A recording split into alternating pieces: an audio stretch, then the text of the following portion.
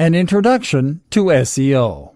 So now you know how money is made online and how you can get rich from a website that doesn't sell anything. More to the point, you know why you need traffic and eyes on your brand in order to be able to generate that money. And how do you get eyes on your brand? The number one option for most sites and businesses is to use Google. Google is by far the largest site engine, and most of us use Google to look up anything we want to know or use.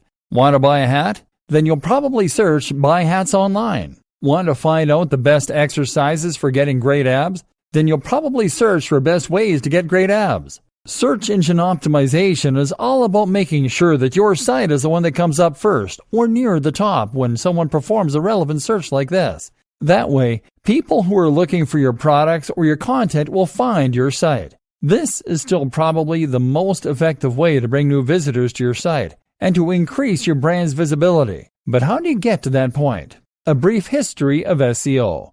To get your site to the top of Google, you need to get inside the mind of Google. That means cracking Google's algorithm and understanding how it indexes and ranks websites. There was a time that this was all very simple. Essentially, Google maintains a huge database of websites and keeps information regarding their subject matter, their quality, etc. When you search Google, it consults this database in order to present you with the most relevant responses. Google builds this database using spiders or bots. These are programs that trawl the web in order to scrape content and add it to the index. To find new pages, these bots will follow links on pages that are already in the index. Google decides which content is a good match or not, at least partly by looking for exact phrase matches. So, if you search for the term buy hats online and there's a website in its database that uses this phrase several times, it will consider it a match. It also considers quality, and one of the biggest indicators of this quality is the inward bound link.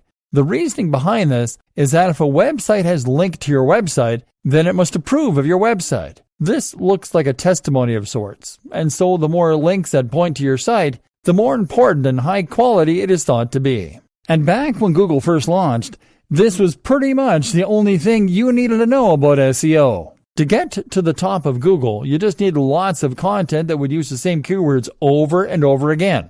And you needed to get lots and lots of links pointing to your site, ideally from relevant sources. So, if you wanted to build a website about making money online, you would start by researching keywords. That would mean using Google's keyword tool in order to see which queries related to your topic were the most popular among users. In other words, which phrases get searched for the most. Let's say you then pick make money online. From there, you then start adding new articles to your website, each containing the phrase make money online a few times per paragraph. And on top of that, you then write content to submit to other websites, perhaps some content farms like eZine articles back in the day. Content farms are sites that let anyone add new content to their pages. This means that you could write 100 articles a month on how to make money online and ensure that each one included a link back to your website, using the anchor text make money online. And with time, these practices would be enough to ensure that you got to the top of Google. But that was then. SEO is much more complex, and in many ways, it has evolved to the point of being something completely different.